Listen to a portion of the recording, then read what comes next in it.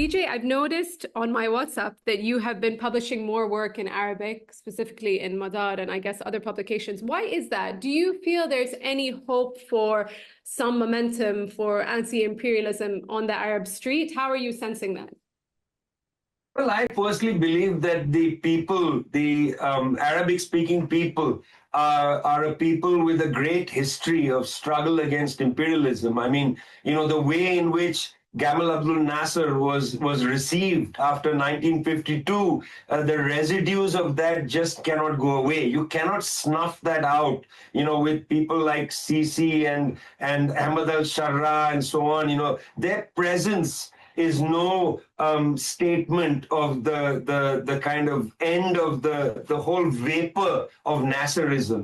The Nasserism is waiting for its revival. Okay, and it's not just Nasserism. It's things to the left of Nasserism. They're waiting for their revival. There are young people. I when I last was in Ramallah, met young Palestinians from the camps, frustrated, deeply frustrated with the political problems they were facing. They were angry and they wanted something. I was trying to talk to them about strategy, and they were like, we're not interested in strategy. We just want to rush at the checkpoint. And I said, don't do that. It's suicide. They said, well, our life is suicide. Our life is suicide. It's not just the Palestinians. We had that in the Arab Spring. It starts with a guy who immolates himself. His life is a suicide, yeah? I mean, there are millions of people in North Africa who say, what is our life in Libya? Our life is a suicide. What is this life we are leading now? Yeah, okay, maybe we had some problems and so on, but what is this? Think about the Christian populations in the Kalamun area of Syria right now.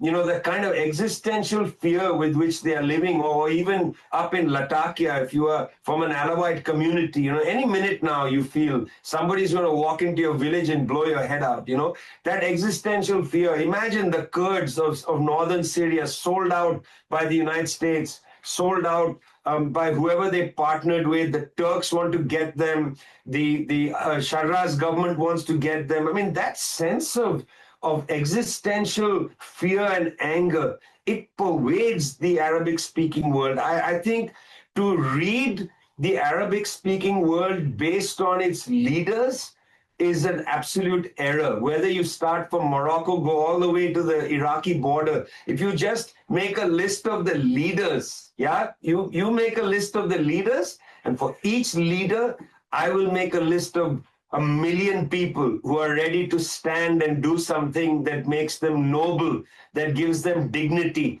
Imagine what it must be like to live in Egypt now, where your government has got its tail between its legs, watching this grinding genocide continue. You are a dignified Egyptian. How are you able to live with yourself? I just cannot believe when my friends tell me, it's going to take a long time for the Arabic-speaking people to stand up. I don't believe that. I think it can happen at any moment.